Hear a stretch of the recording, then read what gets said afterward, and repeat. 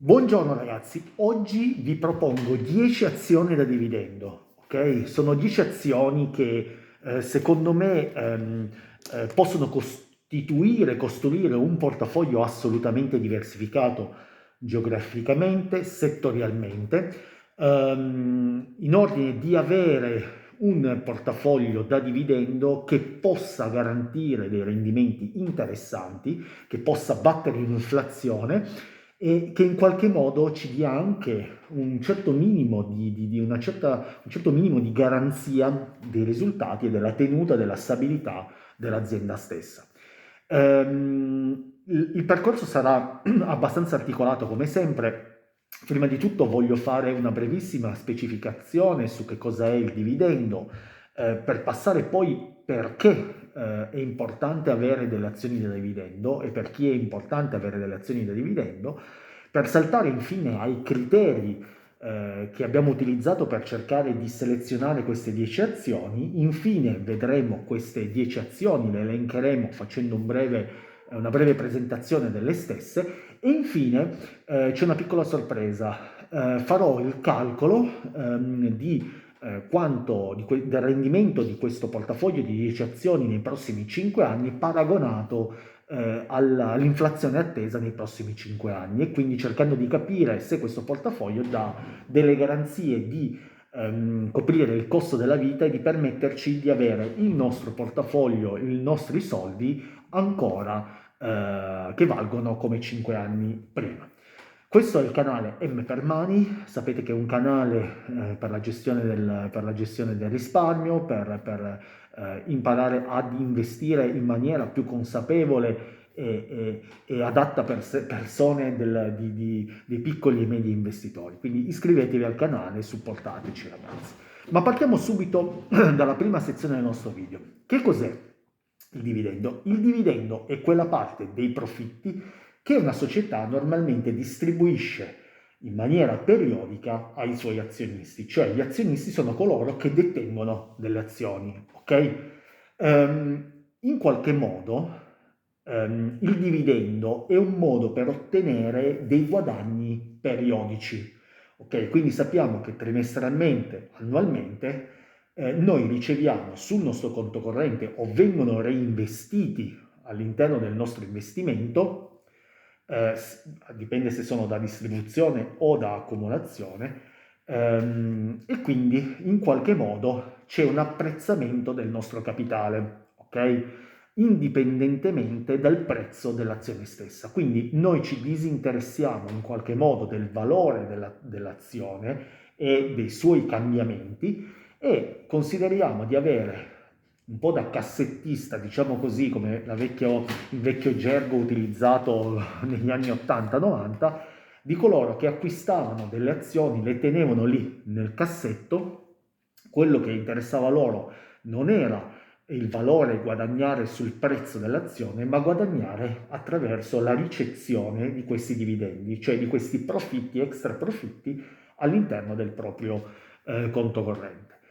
Quindi lo scopo principale era quello di sganciarsi in qualche modo dalla ansia e di prestazione del prezzo, e quindi anche da un'analisi in qualche modo di compra-vendi, no? Cioè adesso compro questa azione perché potrebbe salire, la vendo perché ormai ho un profitto abbastanza interessante o credo che possa scendere, e quindi ci si sganciava in qualche modo in maniera, penso anche saggia, dalle dinamiche che sempre di più stanno prendendo piede di un trading quasi compulsivo, di comprare e vendere azioni in maniera compulsiva, che si sa, secondo le statistiche, in qualche modo sono degli atteggiamenti non profittevoli.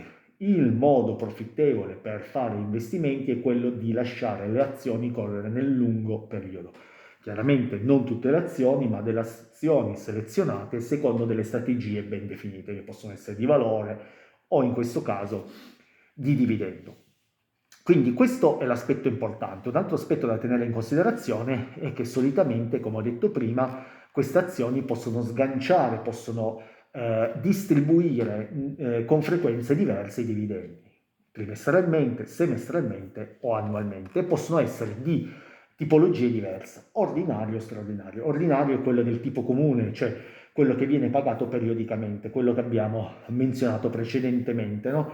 Oppure c'è il dividendo straordinario, che è quel tipo di dividendo che viene distribuito in circostanze speciali, quando l'azienda per esempio ha accumulato una grande quantità di profitti non necessari per esempio per il suo sviluppo e decide di restituirne in parte agli azionisti. Questo è grosso modo l'idea, che cos'è il dividendo, è l'idea che sottende la volontà di detenere dei dividendi all'interno del proprio portafoglio.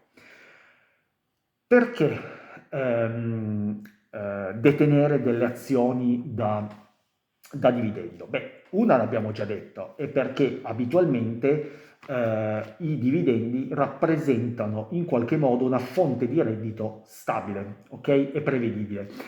E un po' come per le azioni, diciamo, no? Cioè quelle azioni che in qualche modo, quelle aziende, scusatemi, che in qualche modo decidono, no, di essere sul mercato, molto spesso attraverso dei modelli di business che hanno della distribuzione, cioè sanno precedentemente quali sono i ricavi che possono ottenere.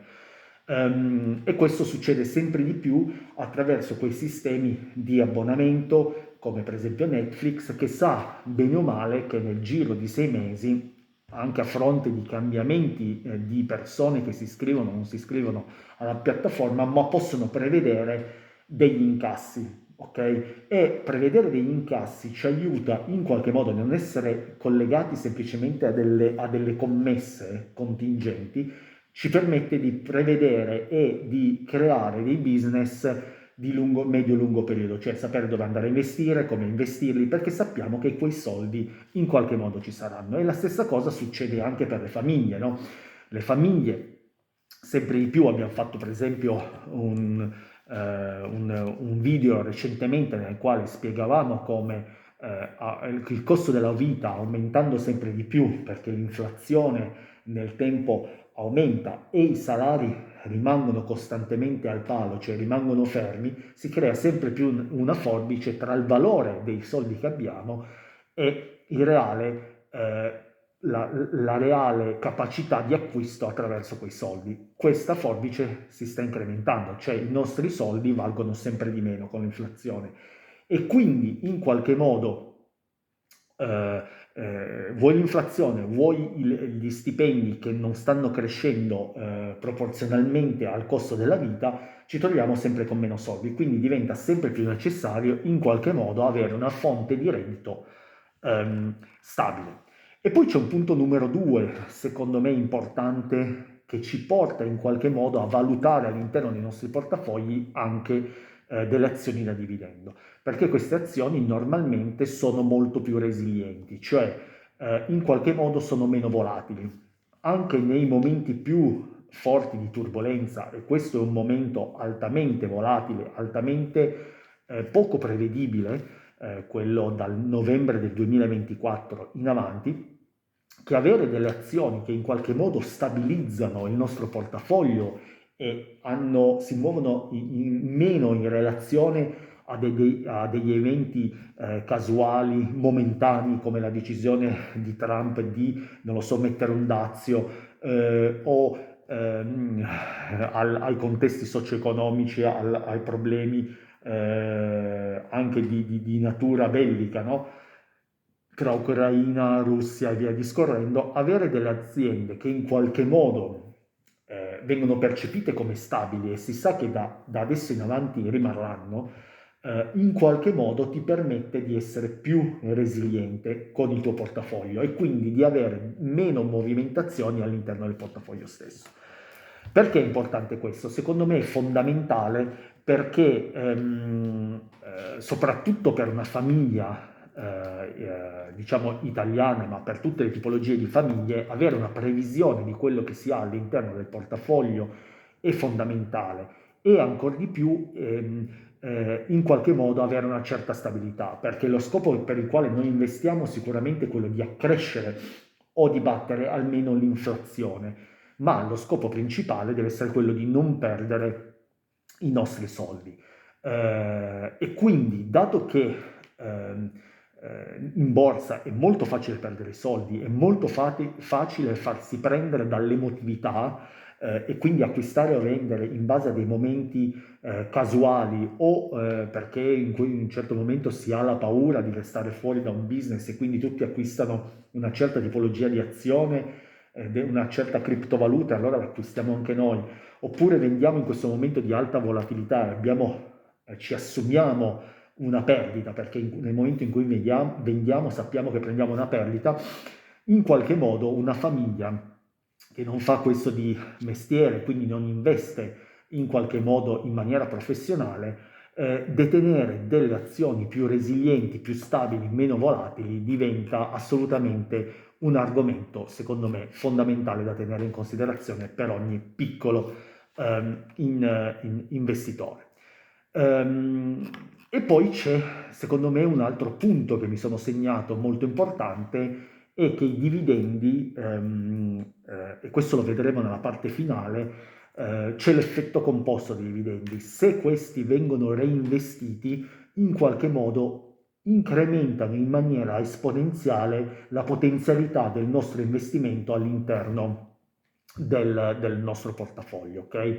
Non solo in quel caso andiamo magari a battere o a pareggiare l'inflazione, ma andiamo veramente a guadagnare in maniera interessante anche solo avendo delle azioni da dividendo. Ma questo lo vedremo alla fine del nostro video. Quindi in qualche modo secondo me queste sono le ragioni per le quali è importante andare ad investire all'interno di azioni da dividendo. Questo non vuol dire che tutti i piccoli e medi investitori devono avere delle azioni da dividendo. Ci sono delle persone che chiaramente hanno la capacità di poter gestire, vogliono gestire come dire, una volatilità più ampia, hanno uno spirito più growth e quindi maggiore di crescita e quindi l'azione da dividendo che più o meno rimane stabile nel prezzo, che ti dà solamente il 2% annuo, non è qualcosa che a loro interessa. Perché? Perché sappiamo bene che le azioni sul mercato americano hanno dei gap molto spesso anche del 5-6% nel giro della stessa settimana, se non anche nel giro di una giornata stessa. Quindi pensare al 2% per certe persone è altamente criticabile e non si confà alle proprie caratteristiche personali, ok?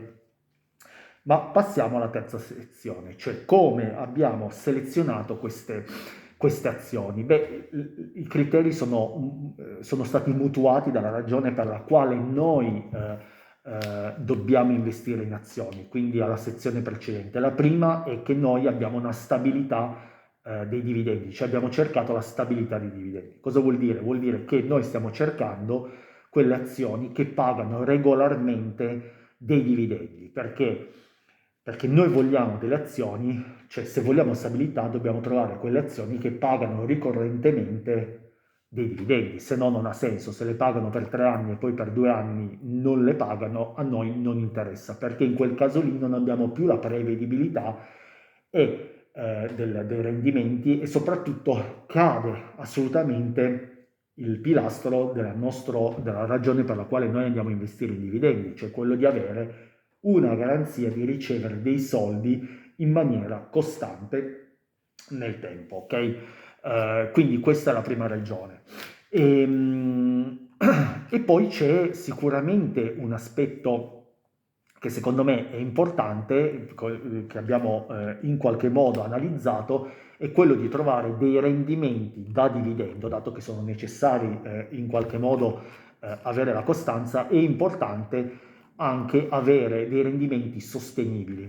Ok? Quindi la percentuale di dividendo deve essere all'interno di determinati range, cioè abbiamo evitato dei rendimenti eccessivamente alti perché molto spesso sono segnali di un rischio elevato dell'azienda stessa che può essere in difficoltà o altamente indebitata e quindi abbiamo evitato di selezionare azioni che hanno dei dividendi oltre il 6-7%, ok? Dal 6-7% in su, che sono dividendi altamente alti, in molti casi sono molto interessanti e potrebbero essere interessanti, però ragazzi io lo dico sempre, sono uno dei maggiori fautori di questa politica, i piccoli e medi investitori devono avere un rischio rendimento calcolato molto molto bilanciato. Non si può per delle famiglie avere un rischio molto alto. Perché? Perché è vero che noi dobbiamo fare degli investimenti di lungo corso, ma noi non deteniamo milioni di euro all'interno dei nostri portafogli che ci permettono, nel momento in cui abbiamo delle emergenze, abbiamo dei sogni da realizzare, vogliamo comprare una casa al nostro figlio, non possiamo in quel momento svincolare tutto quello che abbiamo andando a fare una catastrofe all'interno del nostro portafoglio se abbiamo tutte aziende growth e stiamo vendendo in un momento di recessione. Bisogna essere bilanciati. Uno, per questa ragione. Due, perché sostenere in qualche modo la responsabilità di grosse perdite in determinati anni non è per tutti e non deve essere per tutti, perché bisogna avere una vita serena che ci permetta di dormire la notte e di goderci la vita.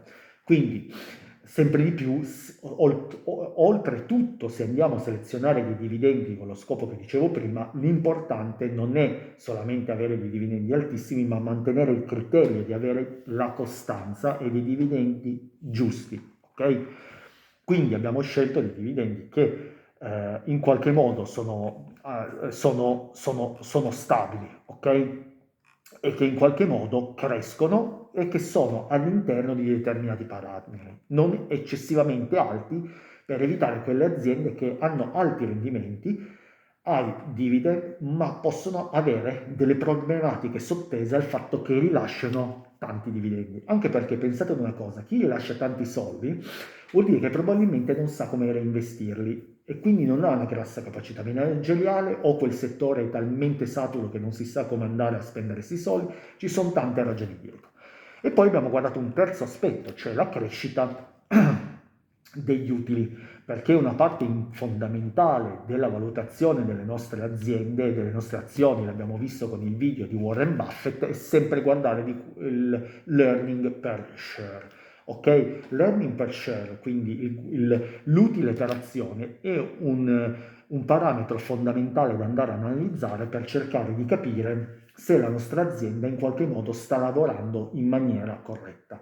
Perché? Perché l'utile è quello che permette di mantenere la sostenibilità di un'azienda, perché vuol dire che i costi sono inferiori rispetto ai guadagni, ok? Rispetto ai profitti, scusatemi, ai ricavi. Correttamente, ricavi e costi. Un altro punto, secondo me, fondamentale che siamo andati a verificare, al quale io tengo particolarmente, è la diversificazione. Una diversificazione deve essere la regola aurea in questi periodi. Una diversificazione geografica, quindi non solamente selezionare azioni nel mercato americano, perché se crolla quello sappiamo che si porta anche dietro gli altri mercati, perché ormai il mercato è globalmente interconnesso, ma sicuramente ci sono dei mercati che andranno di più, dei mercati che andranno di meno. Il mercato americano è già andato molto bene negli ultimi anni, potrà andare benissimo, ma secondo me ci sono molti mercati che possono dire la propria nei prossimi 20-30 anni. Ci sono dei mercati emergenti che stanno uscendo fuori, come l'Indonesia, come l'India, quindi ci sono grosse possibilità. Idem la Cina, ormai, se supera determinate problematiche interne, potrebbe veramente esplodere e diventare il primo player in termini di prodotto interno lordo nei prossimi 10 anni. Quindi diversificazione geografica e diversificazione settoriale sempre di più. La diversificazione settoriale è un altro mantra. Ve lo dico sempre di più, sto leggendo un libro interessantissimo, farò poi una recensione, di Vaclav, il preferito autore di Bill Gates. Già nell'introduzione è spettacolare, spiega ampiamente bene come noi stiamo in qualche modo ciecamente credendo all'interno di alcuni settori come quello tecnologico, delle criptovalute, ma stiamo sottovalutando l'importanza dei vecchi e tradizionali settori tipo l'energia, la parte più agriculture, che sono assolutamente fondamentali e rimarranno fondamentali nei prossimi decenni. Quindi sicuramente c'è necessità di una diversificazione importante all'interno del portafoglio. E l'ultimo parametro che abbiamo utilizzato, ma è altresì importante, è quello della valutazione dell'azione, cioè se una valutazione è ritenuta troppo alta, cioè il price earning o altri parametri utilizzati normalmente per la valutazione di un'azione determinano che quella può essere ritenuta sopravvalutata, cioè viene valutata più del valore intrinseco dell'azione, quello di quello che produce, cioè se gli utili, il fatturato, l'indebitamento e via discorrendo danno dei parametri che dicono che sono dissonanti rispetto al prezzo dell'azione, allora in qualche modo non abbiamo considerato quelle azioni. Perché? Perché il prezzo è un elemento fondamentale, perché sì, è vero che noi andiamo a selezionare delle azioni da dividendo e quindi in qualche modo noi guadagniamo dal dividendo, quello è il nostro scopo e teniamo quelle azioni per lungo, ma è altresì vero che quell'azione ha un prezzo e viene scambiato. Normalmente queste azioni sono abbastanza stabili, soprattutto se quelle selezionate da noi, perché questo è il nostro scopo, ma potrebbero avere anch'esse delle variazioni e se un'azione è troppo sopravvalutata potrebbe in qualche modo ritornare ad un prezzo più umano nel tempo e quindi in qualche modo perdere valutazione. I soldi che noi abbiamo guadagnato attraverso i dividendi potrebbero andare perduti perché il prezzo poi è sceso in maniera importante. Ok? Quindi arriviamo al nucleo del nostro video, cioè parliamo delle 10 azioni che siamo andati a selezionare. Farò una brevissima carrellata in modo che voi abbiate in maniera abbastanza veloce queste 10 azioni. Io, lo ripeto, non consiglio a nessuno di andare ad acquistare queste azioni, non sono un investitore professionale, non sono un consulente finanziario, quindi queste sono a solo scopo come dire, educativo e quindi non spingo nessuno ad acquistare queste azioni, però nel vederle capirete bene dietro come si costruisce, quindi potete farlo in maniera autonoma, un portafoglio da dividendo, come selezionare, perché vi ho detto i criteri di selezione abitualmente che si dovrebbero tenere in considerazione per costruire un portafoglio da dividendo. Beh, ragazzi, la prima azione è molto semplice, è la Procter Gamble, è un'azione americana, la conoscete tutti perché è il gigante dell'igiene quotidiana sostanzialmente, perché quella che vende i Pampers, la mette Gilet e via discorrendo, quindi ha veramente una categoria di prodotti sterminata. Si trova in tutti i supermercati mondiali sostanzialmente, è un'azienda in qualche modo molto affidabile che ha un portafoglio assolutamente diversificato con prodotti iconici, quindi secondo me è veramente un'azienda da tenere in considerazione, oltretutto perché tu puoi trovarti in qualsiasi ciclo economico, ma la barba te la devi fare in qualche modo. Adesso è vero che vanno più i barboni, però ci sono i prodotti collaterali tipo le creme da barba e via discorrendo. Quindi questa è un'azienda che oltretutto stacca i dividendi da tantissimi anni, quindi mantiene quella stabilità, ha un dividendo attuale di circa il 2,5%, i dividendi possono cambiare nel tempo ragazzi, quindi adesso io parlo di questi giorni, però questa è un'azienda di beni di consumo, quindi abbiamo settorializzato in questo settore qua che produce prodotti per la casa e la persona. Quindi questa è la prima azione che io ritengo molto molto interessante. Facendo un salto sulla seconda, passiamo da un'azienda di beni di consumo ad un'azienda farmaceutica, che io la chiamerei un po' la custode della salute globale. Ha un dividendo del 3,1% attualmente, è una azienda che lavora nel settore farmaceutico e dei dispositivi medici, anch'essa ha una storia di dividendi molto molto importante, molto più che decennale, ha una fortissima diversificazione tra i farmaci, i dispositivi medici e i prodotti di consumo, quindi questa è una notizia molto interessante perché la diversificazione ci aiuta a mantenere in un'azienda in qualche modo una certa stabilità se c'è un piccolo microsettore della propria azienda che va male, e quindi in qualche modo se cerchiamo stabilità e crescita questa è l'azienda giusta, è la Johnson Johnson. Anche in questo caso è un'azienda americana che però si posiziona in un settore differente, quindi beni di consumo, settore farmaceutico. E poi ne prendiamo un'altra, che questa è l'azienda, il brand più riconosciuto al mondo, il brand assolutamente più importante, è un'azienda detenuta da, non so, credo da oltre 50 anni, 60 anni da Warren Buffett. La terza azione è la Coca-Cola.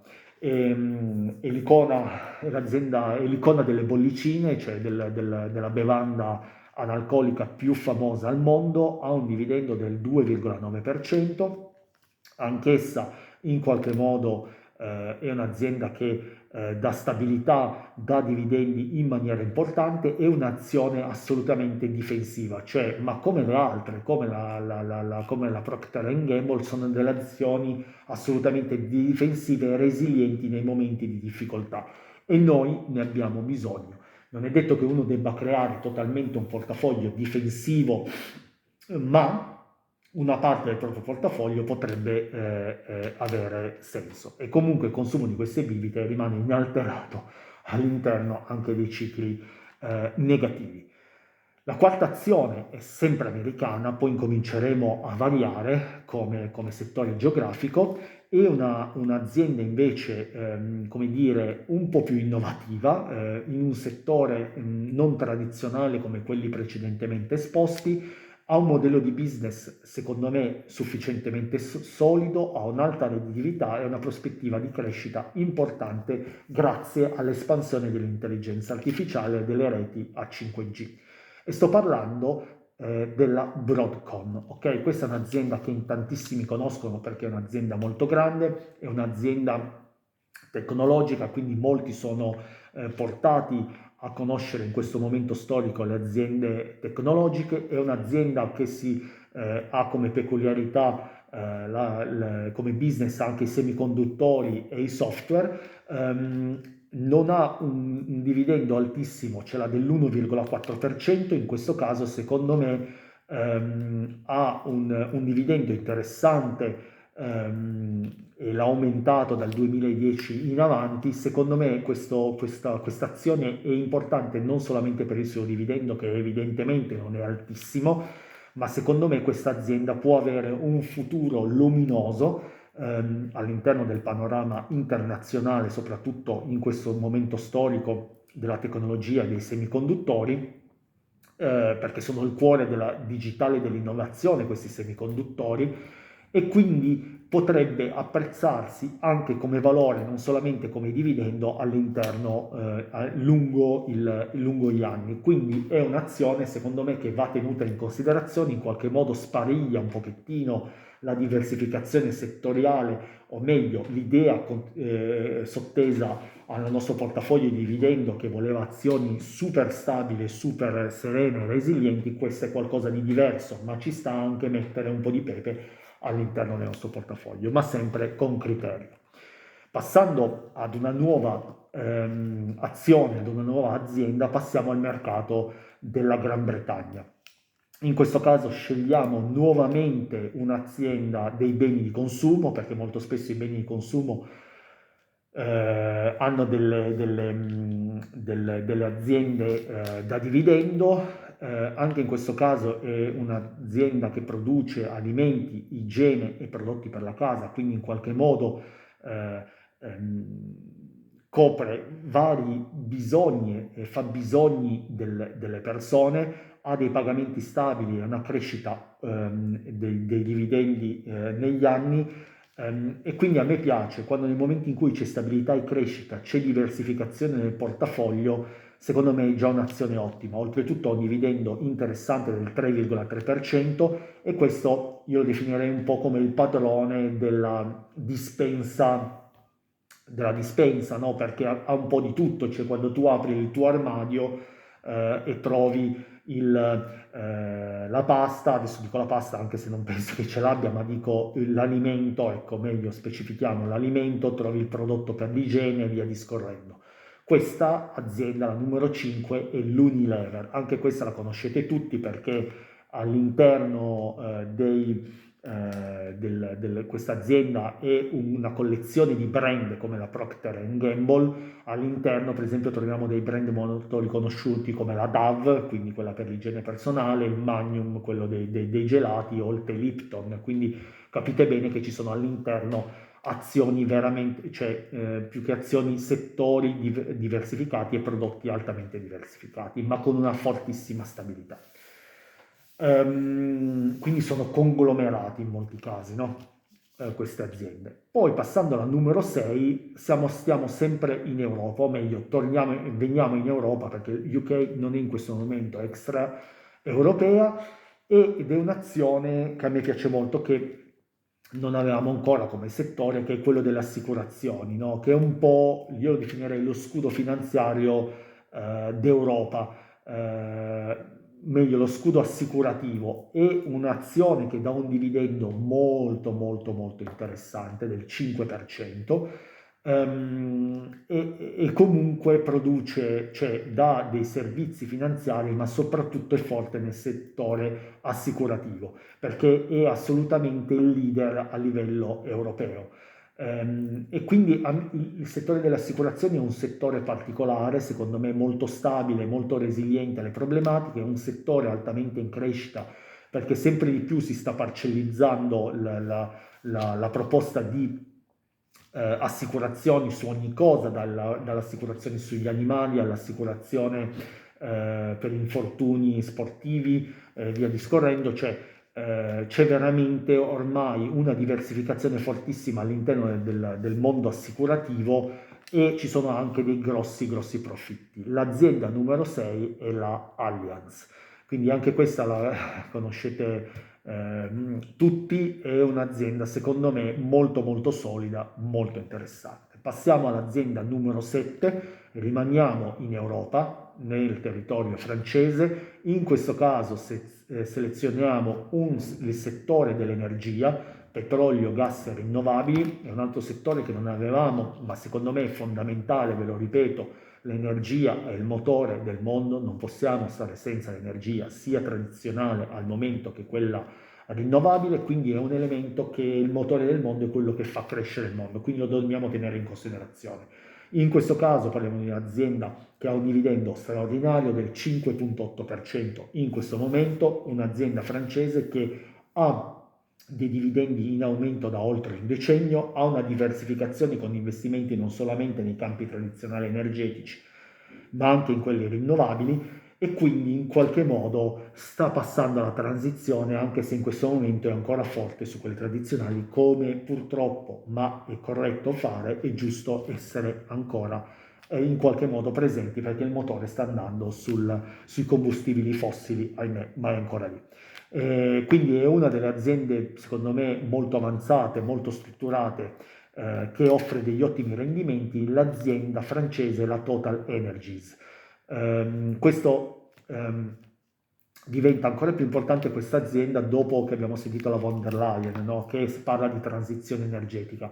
Ecco, questa potrebbe essere una delle aziende su quali poggiamo la transizione energetica nostra dei prossimi decenni, e la volontà appunto dell'Europa di diventare finalmente un nuovo punto di riferimento mondiale su diversi aspetti, quindi ancora automotive, ancora energia, ancora sviluppo economico, infrastrutture e energia rinnovabile e via discorrendo. Quindi veramente abbiamo l'opportunità di dire la nostra a livello mondiale anche attraverso questa azienda.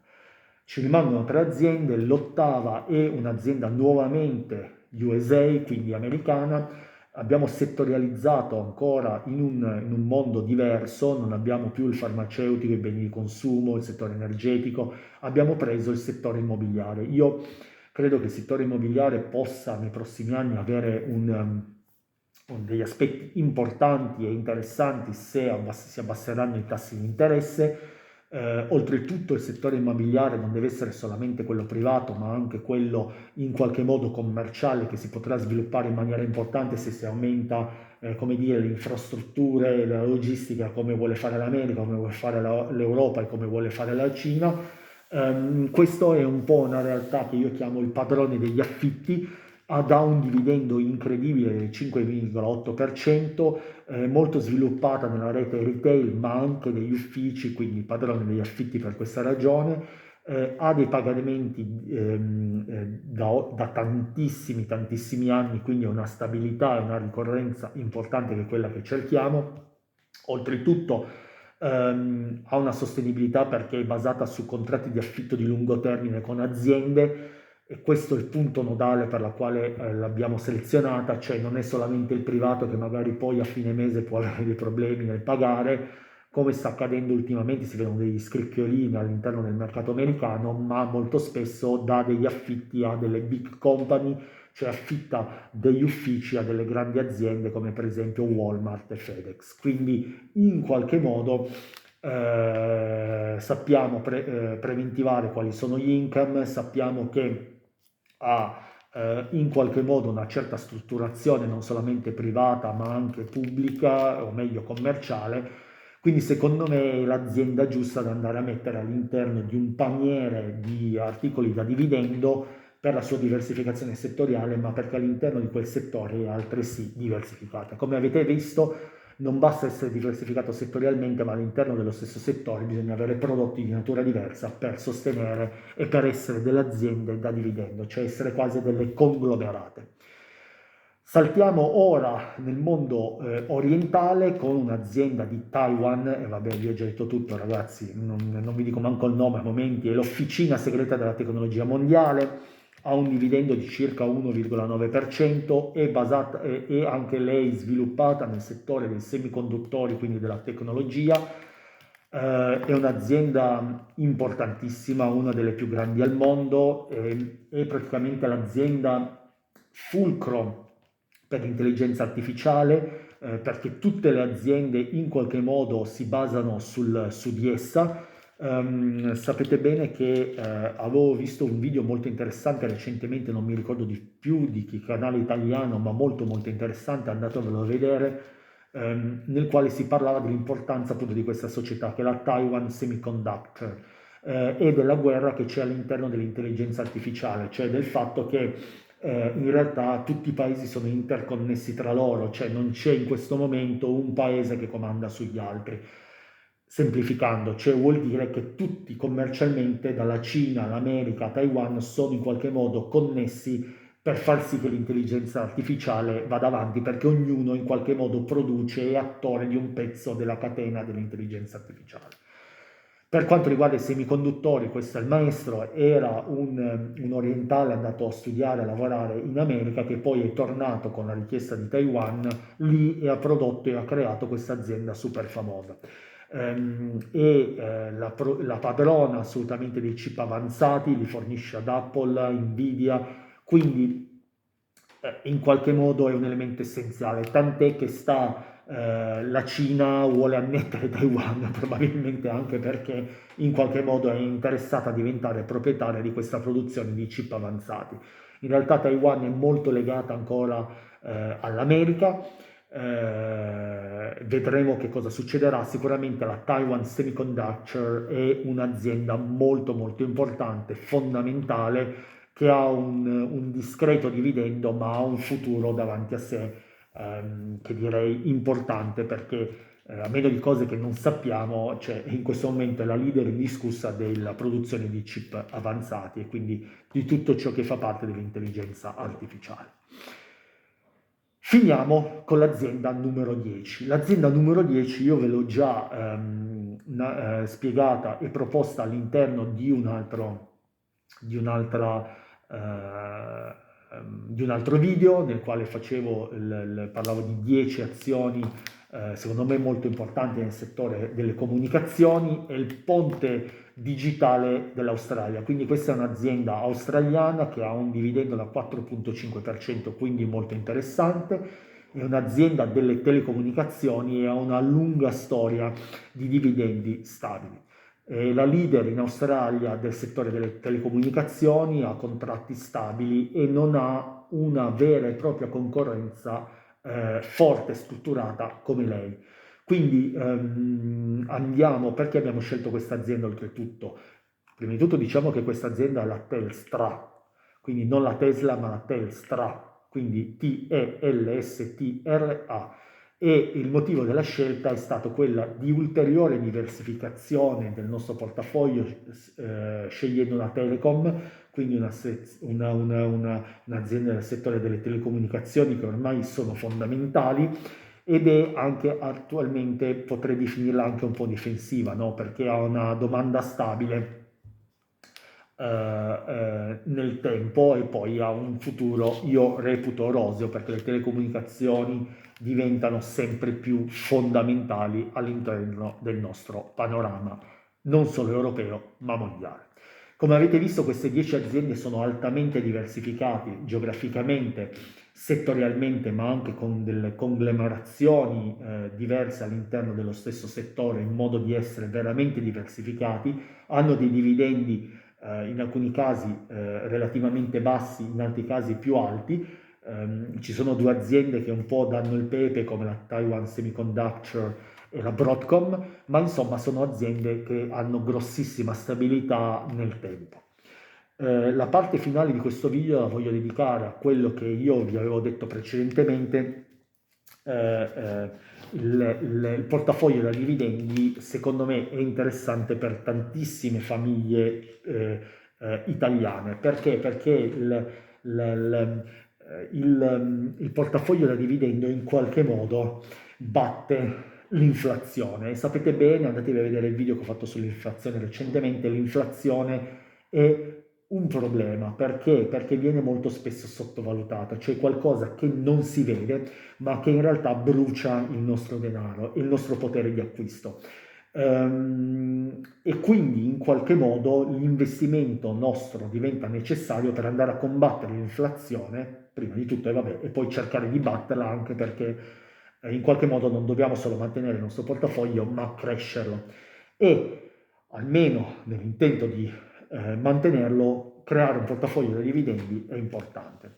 Al che sono andato a utilizzare, ho fatto una proiezione dei prossimi 5 anni, quindi ho cercato di dire nei prossimi 5 anni ho previsto quali erano l'inflazione attesa nei prossimi anni, e quindi dal 2025 al 2030, e nello stesso tempo sono andato a valutare attraverso questo portafoglio di 10 anni qual era il rendimento da dividendo creato da queste 10 azioni, chiaramente tenendo la percentuale di dividendo che abbiamo adesso, che può variare nel tempo, ma abbiamo, come dire, frizzato questo valore, ok? E i dati sono molto chiari, cioè il capitale iniziale che abbiamo utilizzato è quello di 50.000 euro, abbiamo quindi ipotizzato che in questo momento, quest'anno, andiamo a investire 50.000 euro, e abbiamo fatto una proiezione, abbiamo detto ok, in 5 anni quanto guadagno investendo 50.000 euro su queste 10 azioni e quanto avrei perso mantenendo 50.000 euro ferme all'interno del nostro portafoglio, ok? Il calcolo è stato molto, molto veloce. Il capitale iniziale di 50.000 euro, ok, sarebbe arrivato al 2030, arriverebbe al 2030, stante le considerazioni che abbiamo fatto adesso, quindi ci possono essere delle variabili, a circa 45.000 euro. Quindi noi perderemmo circa 5.000 euro di potere d'acquisto. Anche se ci troveremo 50.000 euro, in realtà è come ce ne trovassimo con l'inflazione 45.000. E invece il guadagno netto attraverso l'investimento di 50.000 euro su queste 10 azioni, investendo le stesse quote per tutte le 10 azioni, a fine dei 5 anni ci troveremmo con avere 56.700 euro circa. Ok, quindi avremmo in un certo modo battuto assolutamente l'inflazione. Questo è il dato fondamentale che vi volevo sottolineare. In un caso avremmo perso 5.000, nell'altro caso abbiamo guadagnato quasi 7.000 euro. Cioè noi ci troviamo con 2.000 euro in più rispetto alla perdita del potere di acquisto. Non sono granché, voi dite, in 5 anni, ma voi ne avete guadagnati 7.000, cioè avete battuto l'inflazione, non avete solo sconfitto, equiparato l'inflazione, ma l'avete battuta avendo 2.000 euro in più. E questo, ragazzi, può giustificare il fatto che questo portafoglio da investimenti nei prossimi 5 anni batte sì e compensa l'inflazione attesa che noi abbiamo. Poi certamente se ci sarà un'inflazione un anno non prevista perché c'è non lo so, un problema grandissimo e quindi abbiamo un 5%, è chiaro che la situazione potrebbe cambiare. Però stante così le cose, in questo momento questo portafoglio batte l'inflazione e questo è quello che io volevo dimostrare, cioè avere dei portafogli di dividendo ci aiuta a battere l'inflazione, non solo a sconfiggerla, ma in qualche modo a guadagnare di più.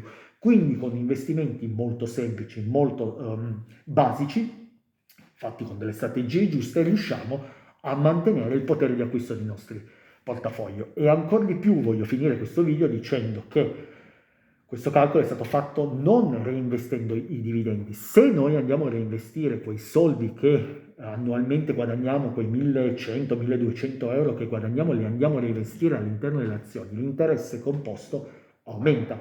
Quindi il nostro guadagno aumenta in maniera ulteriore. Questo è mi ricollego al punto precedente che abbiamo trattato, cioè molto spesso i dividendi, se voi avete l'opportunità, non andateli a prendere, cioè se ne avete bisogno perché la vostra necessità è quella di andare in qualche modo a pagarvi il fatto che il vostro stipendio rimanendo basico, non crescendo nel tempo, non avete determinati soldi per fare determinate azioni, allora vi servono delle liquidità durante il mese, ha senso. Se non vi servono, andate a reinvestirli perché reinvestendoli voi aumentate la potenzialità di questo distacco tra l'inflazione e il guadagno che avete in maniera ancora più importante.